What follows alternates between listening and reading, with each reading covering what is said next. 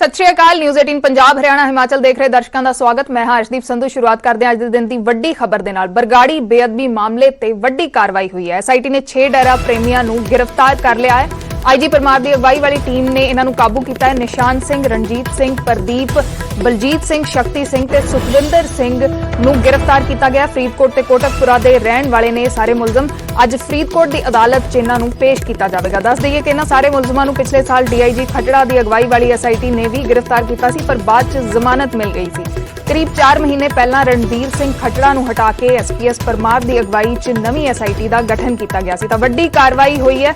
बरगाड़ी बेअदबी मामले दे विच 6 डेरा प्रेमियों को गिरफ्तार कर लिया गया। आईजी परमार की अगवाई वाली टीम ने इन्हों काबू किया। एसआईटी ने 6 डेरा प्रेमियों को गिरफ्तार कर लिया। बरगाड़ी बेअदबी मामले ते वड्डी कार्रवाई हुई है। एसआईटी ने 6 डेरा प्रेमियों को गिरफ्तार किया है।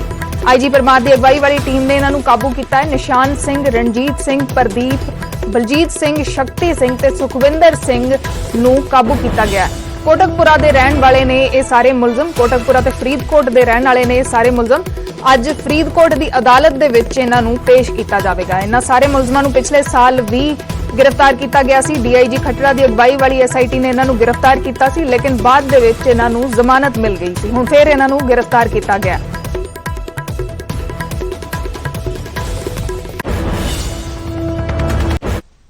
फरीदकोट तो साडे सहयोगी नरेश सेठी इस खबर से वधेरे जानकारी के लिए साडे नाल लाइव जुड़े हुए हैं। नरेश, की पूरा किस तरह गिरफ्तारी हुई है, कद दी ये घटना हैगी है? जिस तरह दस्सिया जा रहा है कि पिछले साल भी इन्हों गिरफ्तार किया गया सी ते अज अदालत दे विच पेश किया जाना, किन्ने बजे पेश करना हैगा? कि देर रात 6 डेरा प्रेमियों को जिहड़ा गिरफ्तार किया गया और 2 मामलों में, एक पोस्टर लगाने वाले और दूसरा बेअदबी मामले। दस दईए कि तरतीबवार असीं तुहानूं थोड़ा इस दस दईए कि एक 63 नंबर FIR दर्ज हुई सी जदों 1 जून 2015 नूं बुरज जवाहर सिंह वाला पिंड विचों सरूप चोरी होया सी। और इस मामले में पिछले साल जिहड़े 7 आरोपियों जिहड़ा डेरा प्रेमियों को जिहड़ा गिरफ्तार किया गया सी, पर बाद विच हाई कोर्ट वालों उन्हां नूं राहत मिल गई सी। और दस दईए कि इस मामले में 2 FIR होर होईयां सी, 117 नंबर और 128 नंबर, ਜਿਹੜੀ कि अक्तूबर विच एक बेअदबी हुई सी बरगाड़ी विखे ਜਿਹੜੇ गुरु साहब जी ਦੇ अंग खिलारे गए सी। और इस तो इलावा एक पोस्टर लगा के ਜਿਹੜਾ ਭੱਦੀ शब्दावली ਵਰਤੀ गई सी सिख धर्म के खिलाफ, उस ਨੂੰ ਲੈ ਕੇ 2 FIR ਹੋਈਆਂ ਸੀ, 117 नंबर और 128 नंबर। ਹੁਣ ਇਹਨਾਂ ਮਾਮਲਿਆਂ ਵਿੱਚ ਜਿਹੜੇ 6 ਆਰੋਪੀਆਂ ਨੂੰ ਜਿਹੜਾ गिरफ्तार ਕੀਤਾ ਗਿਆ ਦੇਰ ਰਾਤ ਜਿਹੜਾ आईजी परमार ਦੀ। नरेश ਤੁਸੀਂ जुड़े रहना ਸਾਡੇ ਨਾਲ। ਬਲਜੀਤ ਸਿੰਘ ਦਾਦੂਵਾਲ जुड़े ने, हरियाणा गुरुद्वारा कमेटी के प्रधान ने। ਦਾਦੂਵਾਲ जी, किवें देखदे हो कार्रवाई नूं? एसआईटी ने 6 डेरा प्रेमियों को गिरफ्तार किया, पिछले साल भी इन्हों गिरफ्तार किया सी, लेकिन जमानत मिल गई सी। अज फिर इन्हों फरीदकोट अदालत दे विच पेश किया जाना। देखो अर्शदीप जी, मैं एक गल कहनी चाहना कि जिहड़े अफसर कार्रवाई कर रहे परमार ने बड़े होनेस्ट आदमी ने, बड़े चंगे अफसर ने, पर यह जिहड़ी मैं गल सरकार की नीयत ते डिपेंड करती है। पहला जिस वेले पूरा रौला सी उस वेले यही प्रेमी फड़े गए सीगे। 10 दिन 20 दिन अंदर रख के मुड़ के जमानत करा देंगे तो फिर सरकार उन्होंने सिक्योरिटी दे देंदी है जी।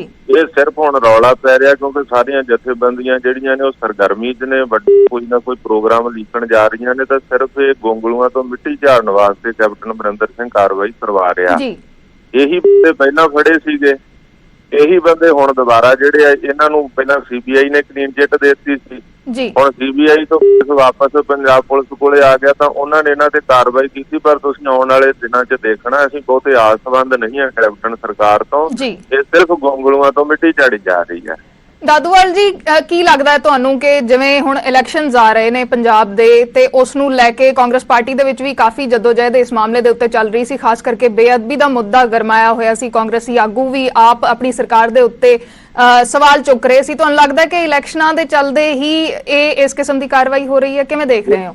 देखो जेडे ते MLA या मंत्री या जिन्हें विधान सभा जदों इस जस्टिस रणजीत सिंह वाली जांच कमीशन की रिपोर्ट के उत्ते बहस हुई सी जी, जिन्हें झोलियां अड्ड अड्ड के हथ जोड़ जोड़ कैप्टन अमरिंदर सिंह तो इंसाफ मंगिया सी, वो अज भी इस गल वास्ते जिहड़ा वा कह रहे हैं कि ये इंसाफ किया जाए। पहला जिहड़ी कार्रवाई चल रही थी कुंवर विजय प्रताप वाली, उहदे च लग रहा सी कि शायद गोली ताण दा कोई इंसाफ हो जाए, पर जब कैप्टन अमरिंदर सिंह दे वकीलों की फौज ढेर हो गई जाके हाई कोर्ट दे विच ते वो रिपोर्ट रद्द हो गई, कुंवर विजय प्रताप नूं पासे कर दिता, वो रिजाइन कर गया, तो हुण वो जिहड़े मंत्री MLA जो देख रहे हैं कि 2022 च लोकां च जाना तो किहड़ा लैके जावांगे। पर मैं समझदा ਕਿ ਉਹਨਾਂ ਨੂੰ ਕੇਵਲ ਬਿਆਨਬਾਜ਼ੀ ਤੱਕ ਸੀਮਿਤ ਨਹੀਂ ਰਹਿਣਾ ਚਾਹੀਦਾ। ਜੇ ਉਹਨਾਂ ਨੂੰ ਲੱਗਦਾ, ਉਹਨਾਂ ਨੂੰ ਵੀ, ਸਾਨੂੰ ਤਾਂ ਲੱਗਦਾ ਹੀ ਆ, ਪਰ ਉਹ ਸਰਕਾਰ 'ਚ ਹਿੱਸਾ ਨੇ, ਉਹਨਾਂ ਨੂੰ ਚਾਹੀਦਾ ਕਿ ਅਸਤੀਫੇ ਕੈਪਟਨ ਅਮਰਿੰਦਰ ਸਿੰਘ ਦੇ ਮੋਤੀ ਮਹਿਲ ਭੇਜ ਦੇਣ ਵੀ ਜੇਕਰ ਇਨਸਾਫ ਨਹੀਂ ਕਰਨਾ ਬਰਗਾੜੀ ਦਾ, ਬਹਿਬਲ ਦਾ, ਕੋਟਕਪੂਰੇ ਦਾ, ਤੇ ਆਹ ਚੱਕੋ ਇਨਸਾਫ ਜੇ ਉਹਨਾਂ 'ਚ ਸਹਿਰ ਦਿੱਤਾ ਤੇ ਉਹਨਾਂ ਨੂੰ ਅਸਤੀਫੇ ਦੇ ਕੇ ਪਾਸੇ ਹੋ ਜਾਣਾ ਚਾਹੀਦਾ। ਕੈਪਟਨ ਅਮਰਿੰਦਰ ਸਿੰਘ ਨੂੰ ਇਹ ਰੋਸ ਦਿਖਾਉਣਾ ਚਾਹੀਦਾ। ਜੀ ਜੀ ਸ਼ੁਕਰੀਆ ਬਲਜੀਤ ਜੀ ਦਾਦੂਵਾਲ ਜੀ ਸਾਡੇ ਨਾਲ ਜੁੜਨ ਦੇ ਲਈ।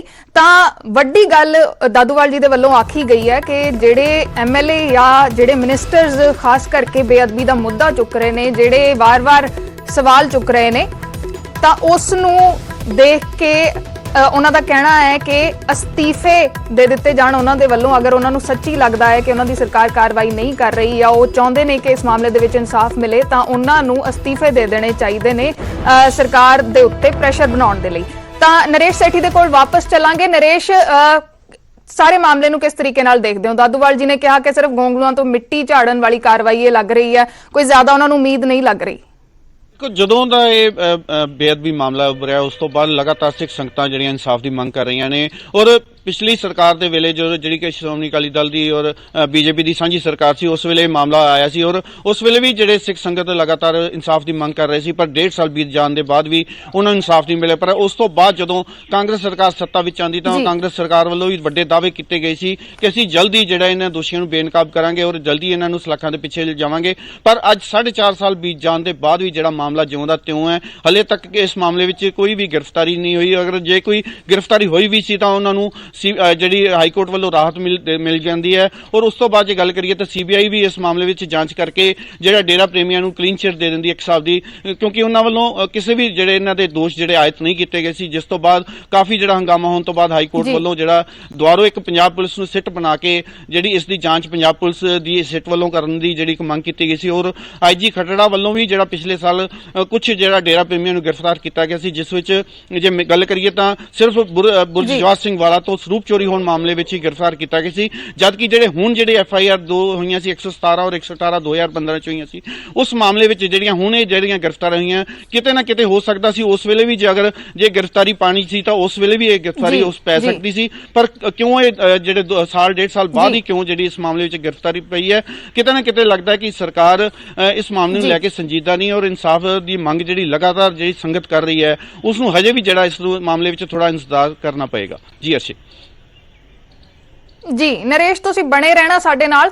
ਤਾਂ ਬੇਅਦਬੀ ਮਾਮਲੇ ਦੇ ਵਿੱਚ ਵੱਡੀ ਕਾਰਵਾਈ ਹੋਈ ਹੈ। ਐਸਆਈਟੀ ਨੇ 6 ਡੇਰਾ ਪ੍ਰੇਮੀਆਂ ਨੂੰ ਗ੍ਰਿਫਤਾਰ ਕੀਤਾ। ਹਾਲਾਂਕਿ ਬਲਜੀਤ ਸਿੰਘ ਦਾਦੂਵਾਲ ਦੇ ਨਾਲ ਅਸੀਂ ਗੱਲ ਕੀਤੀ, ਉਹਨਾਂ ਦਾ ਕਹਿਣਾ ਹੈ ਕਿ ਗੋਂਗਲੂਆਂ ਤੋਂ ਮਿੱਟੀ ਝਾੜਨ ਵਾਲੀ ਇਹ ਕਾਰਵਾਈ ਲੱਗਦੀ ਹੈ। ਪਿਛਲੇ ਸਾਲ ਵੀ ਇਹਨਾਂ ਨੂੰ ਰਿਹਾ ਕਰ ਦਿੱਤਾ ਗਿਆ ਸੀ, ਜ਼ਮਾਨਤ ਮਿਲ ਗਈ ਸੀ, ਤਾਂ ਉਹਨਾਂ ਨੂੰ ਕੋਈ ਬਹੁਤੀ ਉਮੀਦ ਨਹੀਂ ਹੈ ਸਰਕਾਰ ਤੋਂ। ਇੱਕ ਹੋਰ ਜਿਹੜੀ ਵੱਡੀ ਗੱਲ ਉਹਨਾਂ ਦੇ ਵੱਲੋਂ ਕਹੀ ਗਈ ਉਹ ਇਹ ਹੈ ਕਿ ਕਾਂਗਰਸ ਦੇ ਜਿਹੜੇ ਐਮਐਲਏ ਜਾਂ ਮੰਤਰੀ ਬੇਅਦਬੀ ਦਾ ਮੁੱਦਾ ਚੱਕ ਰਹੇ ਨੇ, ਅਗਰ ਉਹ ਸਿੰਸੀਅਰਲੀ ਇਸ ਮੁੱਦੇ ਨੂੰ ਚੱਕ ਰਹੇ ਨੇ ਤਾਂ ਉਹਨਾਂ ਨੂੰ ਅਸਤੀਫੇ ਵੀ ਦੇ ਦੇਣੇ ਚਾਹੀਦੇ ਨੇ ਸਰਕਾਰ ਦੇ ਉੱਤੇ ਪ੍ਰੈਸ਼ਰ ਬਣਾਉਣ ਦੇ ਲਈ, ਅਗਰ ਉਹਨਾਂ ਨੂੰ ਲੱਗ ਰਿਹਾ ਕਾਰਵਾਈ ਨਹੀਂ ਹੋ ਰਹੀ।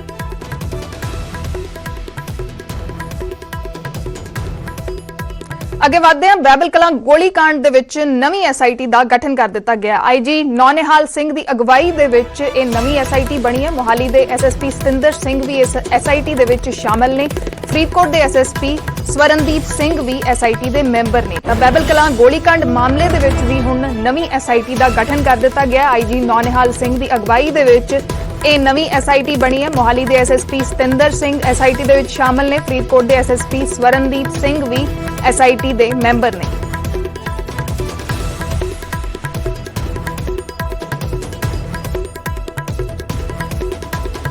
ਫਰੀਦਕੋਟ ਤੋਂ ਸਾਡੇ ਸਹਿਯੋਗੀ ਨਰੇਸ਼ ਜੁੜੇ ਹੋਏ ਨੇ ਇਸੇ ਖਬਰ ਤੇ ਵਧੇਰੇ ਜਾਣਕਾਰੀ ਦੇ ਲਈ। ਨਰੇਸ਼, ਬਹਿਬਲ ਕਲਾਂ ਗੋਲੀकांड ਮਾਮਲੇ ਦੇ ਵਿੱਚ ਵੀ ਹੁਣ ਨਵੀਂ ਐਸਆਈਟੀ ਦਾ ਗਠਨ ਹੋ ਗਿਆ, ਕਿਵੇਂ ਦੇਖਦੇ ਹੋ ਇਸ ਸਾਰੇ ਮਾਮਲੇ ਨੂੰ? ਪਹਿਲਾਂ ਕੋਟਕਪੂਰਾ ਗੋਲੀकांड ਮਾਮਲੇ ਦੇ ਵਿੱਚ ਹਾਈ ਕੋਰਟ ਦੀ ਇੰਟਰਵੈਂਸ਼ਨ ਤੋਂ ਬਾਅਦ ਨਵੀਂ ਐਸਆਈਟੀ ਦਾ ਗਠਨ ਕਰ ਦਿੱਤਾ ਗਿਆ ਹੈ। ਹੁਣ ਇਸ ਮਾਮਲੇ ਦੇ ਵਿੱਚ ਵੀ ਬਹਿਬਲ ਕਲਾਂ ਗੋਲੀकांड ਮਾਮਲੇ ਦੇ ਵਿੱਚ ਵੀ ਨਵੀਂ ਐਸਆਈਟੀ ਦਾ ਗਠਨ ਹੋ ਗਿਆ।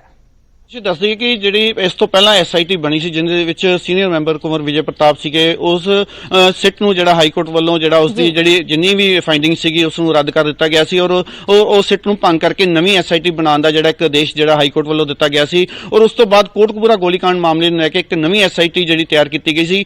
ਔਰ ਦੱਸ ਦਈਏ ਕਿ ਕੱਲ ਫਿਰ ਇੱਕ ਜਿਹੜੀ ਨਵੀਂ ਐਸਆਈਟੀ ਜਿਹੜੀ ਬਹਿਬਲ ਗੋਲੀकांड ਮਾਮਲੇ ਨੂੰ ਲੈ ਕੇ ਵੀ ਇੱਕ ਜਿਹੜੀ ਤਿਆਰ ਕੀਤੀ ਗਈ ਹੈ, ਜਿਸ ਵਿੱਚ ਜੇ ਗੱਲ ਕਰੀਏ ਤਾਂ ਆਈਜੀ ਨੌਨਿਹਾਲ ਸਿੰਘ ਜਿਹੜੀ ਇਸ ਦੀ ਅਗਵਾਈ ਕਰਨਗੇ ਔਰ ਇਸ ਤੋਂ ਇਲਾਵਾ ਸਤਿੰਦਰ ਸਿੰਘ ਐਸਐਸਪੀ ਔਰ ਐਸਐਸਪੀ ਫਰੀਦਕੋਟ ਸਵਰਨਦੀਪ ਸਿੰਘ ਇਹ ਜਿਹੜੇ ਉਸ ਸਿਟ ਦੇ ਮੈਂਬਰ ਹੋਣਗੇ ਔਰ 3 ਮੈਂਬਰੀ ਕਮੇਟੀ ਜਿਹੜੀ ਬਹਿਬਲ ਕਲਾ ਗੋਲੀकांड ਮਾਮਲੇ ਨੂੰ ਲੈ ਕੇ ਜਾਂਚ ਕਰੀ ਗਈ। ਇਸ ਤੋਂ ਪਹਿਲਾਂ ਦੱਸਦੀ ਕਿ ਜਿਹੜੀ ਆਈਜੀ ਕੁੰਵਰ ਵਿਜੇ ਪ੍ਰਤਾਪ ਵਾਲੀ ਐਸਆਈਟੀ ਸੀ ਉਹਨਾਂ ਕੋਲੇ ਦੋਨੋਂ ਮਾਮਲੇ ਸੀਗੇ, ਕੋਟਕਪੂਰਾ ਗੋਲੀकांड ਔਰ ਬਹਿਬਲ ਗੋਲੀकांड, ਦੋਨਾਂ ਮਾਮਲਿਆਂ ਦੀ ਜਾਂਚ ਉਹ ਇੱਕੋ ਟੀਮ ਕਰ ਰਹੀ ਸੀ। ਪਰ ਹੁਣ ਦੋਨਾਂ ਮਾਮਲਿਆਂ ਵਿੱਚ ਵੱਖ-ਵੱਖ ਜਿਹੜੀਆਂ ਟੀਮਾਂ ਬਣਾ ਦਿੱਤੀਆਂ ਗਈਆਂ ਨੇ। ਇਸ ਤੋਂ ਪਹਿਲਾਂ ਜਿਹੜੀ ਕੋਟਕਪੂਰਾ ਗੋਲੀकांड ਨੂੰ ਲੈ ਕੇ ਇੱਕ ਜਿਹੜੀ ਟੀਮ ਤਿਆਰ ਕੀਤੀ ਗਈ ਸੀ ਔਰ ਨਵੀਂ ਐਸਆਈਟੀ ਜਿਹੜੀ ਕੱਲ ਦੇਰ ਰਾਤ ਸ਼ਾਮ ਨੂੰ ਜਿਹੜੀ ਪੰਜਾਬ ਸਰਕਾਰ ਵੱਲੋਂ ਤਿਆਰ ਕੀਤੀ ਗਈ ਹੈ ਉਹ ਬਹਿਬਲ ਗੋਲੀकांड ਮਾਮਲੇ ਨੂੰ ਲੈ ਕੇ ਜਿਹੜੀ ਜਾਂਚ ਕਰੇਗੀ, ਜਿੱਥੇ ਸ਼ਾਂਤਮਈ ਧਰਨਾ ਦੇ ਰਹੇ ਸਿੱਖ ਸੰਗਤ ਦੇ 2 ਸਿੱਖਾਂ ਨੂੰ ਜਿਹੜਾ ਪੁਲਿਸ ਦੀ ਗੋਲੀ ਦੇ ਨਾਲ ਜਿਹੜੇ ਮਾਰੇ ਗਏ ਸੀ, ਉਸ ਮਾਮਲੇ ਨੂੰ ਲੈ ਕੇ ਜਿਹੜੀ ਨਵੀਂ ਐਸਆਈਟੀ ਜਿਹੜੀ ਕੱਲ ਪੰਜਾਬ ਸਰਕਾਰ ਵੱਲੋਂ ਗਠਿਤ ਕੀਤੀ ਗਈ ਹੈ ਉਹ ਇਸ ਮਾਮਲੇ ਦੀ ਜਿਹੜੀ ਜਾਂਚ ਕਰੇਗੀ। ਜੀ ਅੱਛਾ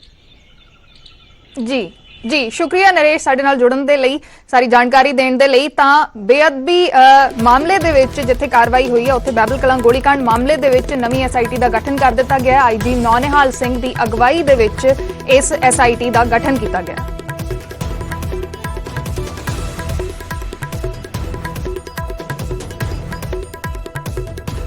ਅੱਗੇ ਵਧਦੇ ਹਾਂ। ਕਾਂਗਰਸ ਆਗੂਆਂ ਦੇ ਵੱਲੋਂ ਲਗਾਤਾਰ ਬੇਅਦਬੀ ਦਾ ਮੁੱਦਾ ਚੁੱਕਿਆ ਜਾ ਰਿਹਾ ਹੈ। ਇਸ ਤੋਂ ਪਹਿਲਾਂ ਕੱਲ ਕੈਬਨਿਟ ਮੰਤਰੀ ਸੁਖਜਿੰਦਰ ਰੰਧਾਵਾ ਨੇ ਵੀ ਕਿਹਾ ਸੀ ਕਿ ਬੇਅਦਬੀ ਮਾਮਲੇ 'ਚ ਇਨਸਾਫ ਮਿਲਣਾ ਚਾਹੀਦਾ, ਨਹੀਂ ਤਾਂ ਲੋਕਾਂ ਨੂੰ ਜਵਾਬ ਦੇਣਾ ਔਖਾ ਹੋ ਜਾਏਗਾ। ਜਿਹੜਾ ਕਾਰਜ ਆ ਹੋਰ ਵੀ ਭਾਈ ਸੁਖਵਿੰਦਰ ਸਿੰਘ ਜ਼ਿੰਮੇਵਾਰ ਉਹਦੇ 'ਚ ਮੈਂ ਵੀ ਹਾਂ, ਮੈਂ ਕੈਬਨਿਟ 'ਚ ਬੈਠਾ। ਕੈਬਨਿਟ ਜੁਆਇੰਟ ਰਿਸਪੌਂਸਿਬਿਲਿਟੀ ਹੈ, ਜੁਆਇੰਟ ਰਿਸਪੌਂਸਿਬਿਲਿਟੀ ਕਿੱਦਾਂ ਜੋੜਦੇ ਹੋ ਤੁਸੀਂ? ਮੈਂ ਨਾਰਾਜ਼ਗੀ ਨਹੀਂ ਮੈਂ ਕਹਿ ਰਿਹਾ, ਇਹਦੇ 'ਚ ਜਿਹੜੀ ਕੈਬਨਿਟ ਆ ਸਾਡਾ ਕੰਮ ਹੈ ਜਿਹੜੇ ਕਿ ਲੋਕਾਂ ਦੇ ਕੰਮ ਕਰਨੇ, ਕੈਬਨਿਟ ਦੀ ਰਿਸਪੌਂਸਿਬਿਲਿਟੀ ਬਣਦੀ ਆ। ਨਹੀਂ ਪਰ ਕੈਪਟਨ ਅਮਰਿੰਦਰ ਸਿੰਘ ਕਹਿੰਦੇ ਨੇ ਮੈਂ ਇਦਾਂ ਕਿਸੇ ਨੂੰ ਫੜ ਕੇ ਅੰਦਰ ਨਹੀਂ ਦੇ ਸਕਦਾ। ਜੇ ਤੁਸੀਂ ਕਹਿੰਦੇ ਬਾਦਲਾਂ ਨੂੰ ਅੰਦਰ ਦੇ ਨਹੀਂ ਦਈਏ ਤਾਂ ਫਿਰ ਸਾਨੂੰ ਕੈਪਟਨ ਅਮਰਿੰਦਰ ਸਿੰਘ ਕਹਿੰਦੇ ਕਿ ਮੈਂ ਬਾਦਲਾਂ ਨੂੰ ਫੜ ਕੇ ਅੰਦਰ ਕਿਵੇਂ ਦੇ ਦੇ? ਉਹ ਆਂਦੇ ਕਿ ਪੋਲੀਟੀਕਲੀ ਥੋੜਾ ਹੋਣਾ, ਇਹ ਤਾਂ ਜਾਂਚ ਹੋਣੀ ਹੈ। ਲੋਕੀ ਸਾਨੂੰ ਪਾਉਂਦੇ ਨੇ ਕਿ ਉਹਨਾਂ ਨੇ ਕਿਹਾ ਕਿ ਮੇਰੀ ਸਰਕਾਰ ਆਏਗੀ। ਕੌਣ ਨਹੀਂ ਕਹਿੰਦਾ ਕਿ ਬਾਦਲ ਜਿਹੜੇ ਨੇ ਇਹ ਕਾਤਲ ਨਹੀਂ, ਮੇਰੀ ਸਰਕਾਰ ਅੱਗੇ ਮੈਂ ਅੰਦਰ ਦਵਾਂਗਾ। ਸਾਨੂੰ ਉਸ ਟਾਈਮ ਕਰਨੀ ਨਹੀਂ ਚਾਹੀਦੀ, ਜਾਂ ਹੁਣ ਕਹਿ ਦੇਣਾ ਚਾਹੀਦਾ ਕਿ ਮੇਰੇ ਉਸ ਵੇਲੇ ਮੇਰੇ ਕੋਲ ਮਿਸ ਇਨਫੋਰਮੇਸ਼ਨ ਸੀਗੀ। ਜਦੋਂ ਮੈਂ ਸਰਕਾਰ 'ਚ ਆਇਆ ਇਹਨਾਂ ਦਾ ਕੋਈ ਕਸੂਰ ਨਹੀਂ। ਲੋਕਾਂ ਨੂੰ ਕੋਈ ਨਾ ਕੋਈ ਤੇ ਸਾਨੂੰ ਜਵਾਬ ਦੇਣਾ ਪਏਗਾ ਕਿ ਅਸੀਂ ਜਵਾਬ ਨਹੀਂ ਦਾਂਗੇ। ਕੀ ਕਵਾਂਗੇ ਕਿ ਅਸੀਂ ਕੀ ਬੋਲਦੇ ਰਹੇ ਹਾਂ, ਕੀ ਅਸੀਂ ਉੱਥੇ ਖਲੋ ਕੇ ਨਾਰੇ ਲਾਉਂਦੇ ਰਹੇ ਹਾਂ ਕਿ ਬੋਲੇ ਸੋਨਿਆਲ ਸਤਿ ਸ੍ਰੀ ਅਕਾਲ, ਅਸੀਂ ਬਾਦਲਾਂ ਦਾ ਖਾਤਮਾ ਕਰ ਦਾਂਗੇ, ਗੁਰੂ ਦੇ ਕਾਤਲਾਂ ਨੂੰ ਹੀ ਫੜ ਕੇ ਲੋਕਾਂ ਦੇ ਸਾਹਮਣੇ ਕਰਾਂਗੇ। ਤਾਂ ਯਾਰ ਇਹ ਤੇ ਕੁਝ ਅੱਗੇ ਵਧਦੇ ਹਾਂ। ਕੈਪਟਨ ਦੇ ਮੰਤਰੀਆਂ ਨੇ ਸੁਖਬੀਰ ਦੇ ਖਿਲਾਫ ਤਿੱਖੇ ਨਿਸ਼ਾਨੇ ਲਾਏ ਨੇ। ਬੇਅਦਬੀ ਤੇ ਗੋਲੀकांड ਮਾਮਲੇ ਦੇ ਉੱਤੇ ਬਲਬੀਰ ਸਿੱਧੂ ਤੇ ਧਰਮਸੋਤ ਨੇ ਸੁਖਬੀਰ ਬਾਦਲ ਨੂੰ ਘੇਰਿਆ ਹੈ, ਕਿਹਾ ਹੈ ਕਿ ਬੇਕਸੂਰਾਂ ਦੇ ਖੂਨ ਦੇ ਨਾਲ ਤੁਹਾਡੀ ਰੂਹ ਵੀ ਭਿੱਜੀ ਹੋਈ ਹੈ, ਤੁਸੀਂ ਸਿਆਸੀ ਹਿੱਤਾਂ ਦੇ ਲਈ ਨਾ ਮੁਆਫੀਯੋਗ ਕਾਰਾ ਕੀਤਾ ਹੈ। ਇਹ ਵੀ ਕਿਹਾ ਕਿ ਬਾਦਲਾਂ ਦੀ ਸ਼ਮੂਲੀਅਤ ਸਾਬਤ ਕਰਨ ਦੇ ਲਈ ਸਬੂਤ ਜਾਂ ਗਵਾਹੀ ਦੀ ਜ਼ਰੂਰਤ ਨਹੀਂ ਹੈ। ਸੁਖਬੀਰ ਤਤਕਾਲੀ ਗ੍ਰਹਿ ਮੰਤਰੀ ਸੀ, ਜਵਾਬਦੇਹੀ ਤੋਂ ਕਿਵੇਂ ਭੱਜ ਸਕਦੇ ਨੇ? सबूत ਤਾਂ ਦੁਨੀਆ ਸੰਗਤ ਜਾਣਦੀ ਹੈ, ਦੂਜੇ ਦਿਨ ਦੀਆਂ ਅਖਬਾਰਾਂ ਜਾਣਦੀਆਂ ਨੇ। ਤੁਸੀਂ 2 ਸਾਲ 1.5 ਸਾਲ ਉੱਥੇ ਸਰਕਾਰ ਤੁਹਾਡੀ ਰਹੀ, 15 ਚ ਹੋਇਆ, 17 ਚ ਗਏ ਹੋ, ਇੱਕ ਵੀ ਗ੍ਰਿਫਤਾਰੀ ਨਹੀਂ ਪਈ। ਔਰ ਫਿਕਰ ਨਾ ਕਰੋ, ਤੁਸੀਂ ਜਲਦੀ ਫੈਸਲਾ ਸਾਹਮਣੇ ਆਏਗਾ। ਜਿਨ੍ਹਾਂ ਨੇ ਵੀ ਗੁਰੂਆਂ ਦੀ ਬੇਅਦਬੀ 'ਚ ਹਿੱਸਾ ਪਾਇਆ ਉਹਨਾਂ ਨੂੰ ਕਦੇ ਗੁਰੂਆਂ ਨੇ ਮਾਫ ਨਹੀਂ ਕੀਤਾ।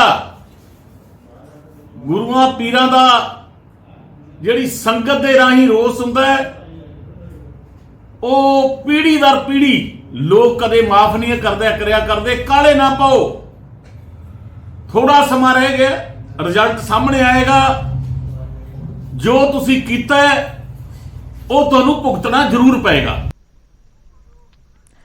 ਤੇ ਕੋਵਿਡ-19 ਮਹਾਮਾਰੀ ਨੇ ਆਪਸੀ ਨਿਰਭਰਤਾ ਦੀ ਭਾਵਨਾ ਨੂੰ ਮਜ਼ਬੂਤ ਕੀਤਾ ਹੈ, ਜਿਸ ਨਾਲ ਪੂਰਾ ਦੇਸ਼ ਇਸ ਮੁਸੀਬਤ ਦਾ ਇਕਜੁੱਟ ਹੋ ਕੇ ਮੁਕਾਬਲਾ ਕਰ ਸਕੇ। ਵੈਕਸੀਨੇਸ਼ਨ ਦੇ ਐਲਾਨ ਤੋਂ ਬਾਅਦ ਜ਼ਰੂਰਤ ਹੋਵੇਗੀ ਕਿ ਅਸੀਂ ਆਪਣਾ ਮੋਹਰੀ ਯੋਗਦਾਨ ਦਈਏ, ਜਿਸ ਨਾਲ ਅਸੀਂ ਇੱਕੋ ਸਮੇਂ ਵਾਇਰਸ ਨੂੰ ਹਰਾਉਣ ਦੇ ਵੱਲ ਕਦਮ ਵਧਾ ਸਕੀਏ। ਅਤੇ ਨੈਟਵਰਕ 18 ਇਸ ਮੁਹਿੰਮ 'ਚ ਹਰ ਕਦਮ ਤੇ ਤੁਹਾਡੇ ਨਾਲ ਹੋਵੇਗਾ। ਜਦ ਤੱਕ ਸਾਰੇ ਸੁਰੱਖਿਅਤ ਨਹੀਂ ਹੁੰਦੇ, ਉਦੋਂ ਤੱਕ ਕੋਈ ਵੀ ਸੁਰੱਖਿਅਤ ਨਹੀਂ ਹੋਵੇਗਾ। ਇਸ ਸੋਚ ਦੇ ਆਧਾਰ ਤੇ ਕੈਂਪੇਨ ਸੰਜੀਵਨੀ ਦਾ ਉਦੇਸ਼ ਇਹ ਸੁਨਿਸ਼ਚਿਤ ਕਰਨਾ ਹੈ ਕਿ ਵੈਕਸੀਨ ਪਾਉਣਾ ਸਾਰੇ ਭਾਰਤੀਆਂ ਦਾ ਅਧਿਕਾਰ ਹੈ।